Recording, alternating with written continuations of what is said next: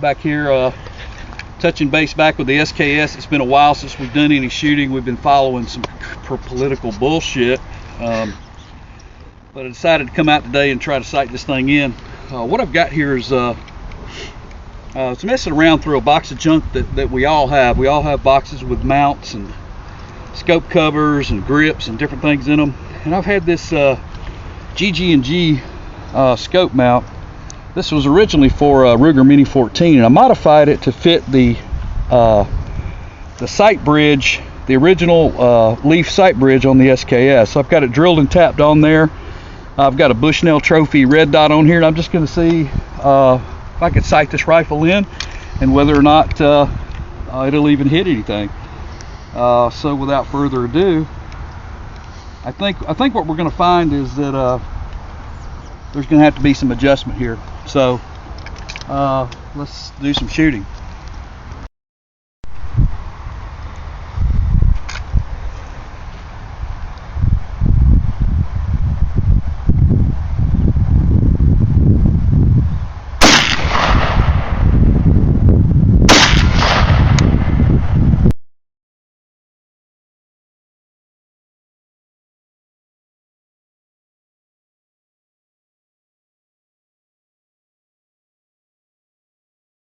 We fired a few rounds here.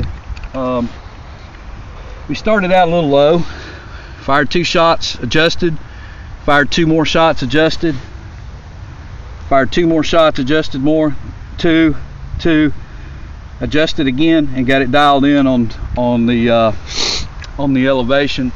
Tweaked it a little bit for the windage. Should be good to go. This is about 27 yards. I need to be about a ½ inch high, which it looks like I'm close to that. My worry was this, with this mount, because it's a homemade mount, obviously I engineered it so a lot could go wrong there, was that I wouldn't be able to have enough elevation adjustment to be able to get it on paper. So if I can get it on paper at 25, it's definitely going to be within 100 to 200 yard gun, obviously. So looks like so far so good. I think what I'm going to have to do, I had one semi stovepipe malfunction where the case came up, spent brass came up, hit this bottom of this mount, which seems very secure, by the way, and lodged between the bolt carrier group and the bottom of the mount. So what I'm going to come back and do is I'm going to cut this mount back, and I'm going to use one ring to mount this Bushnell Trophy, and then I'm going to set it, and should be good to go from there. So we'll see what happens next time I bring the rifle back out, but just wanted to do a little update. This is a great little gun, Travis. I think you would agree to that. This has been a project gun of mine, but it's really the gun that right now I would grab. If somebody came in the house, I would grab this gun, probably throw it over to Travis, and we go to work. Anyway, till next time. Okay, to summarize, what did this little exercise prove?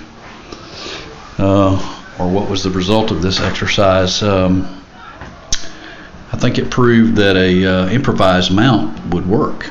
I was skeptical about that because obviously I engineered it. But more so, I had a Millet SP1 compact sight on here before, and I had trouble. It was just rounds were just constantly hitting the dirt. And what the problem was on this Bushnell, if you take this cap off right here and you say you want to move your point of impact to the left, you turn this dial to the left and it moves the point of impact to the left. On the Millet, it was backwards. As I was moving what I thought was up according to the arrow on the top, it was actually moving the dot up, which moves the impact into the ground.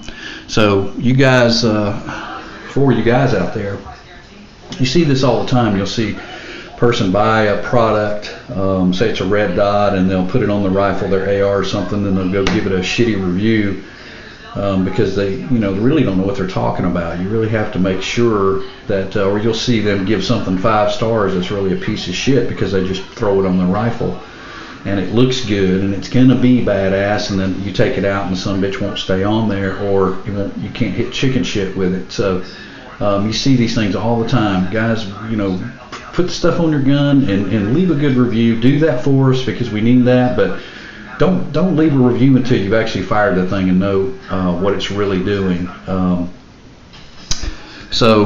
I think that's what this exercise showed me. What I'm going to do is I'm going to cut this mount probably off right here. I'm going to make it flush with the rear sight leaf area. I'm going to cut it right here, just cut it off, use one ring on this thing, move it forward and get it out of the way. Other than that, that's the result. That's what the exercise showed me, was I was able to walk the rounds onto target and was able to get it zeroed. As far as I'm concerned, this would be a 200 yard and in gun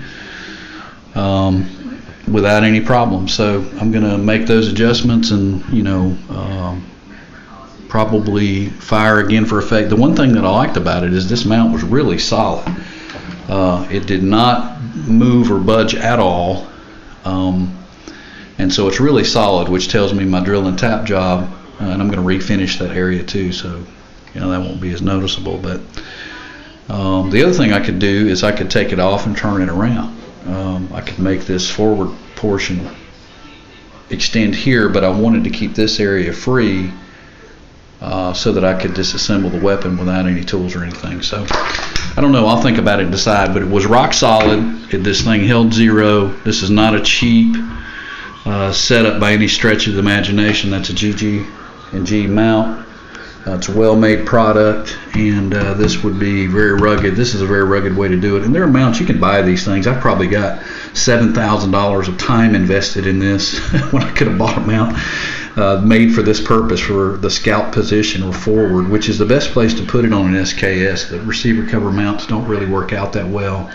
Some are okay just for red dots and casual. If you just want to hit a target being inside of 100, that's fine.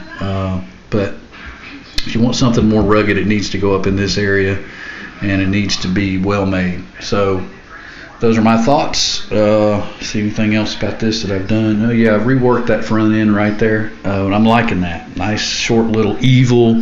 Of course, this gun, Feinstein's probably got a picture of this, because she did say that she's actually looked at pictures of guns in 2009 and again in 2012. She looked at pictures of guns.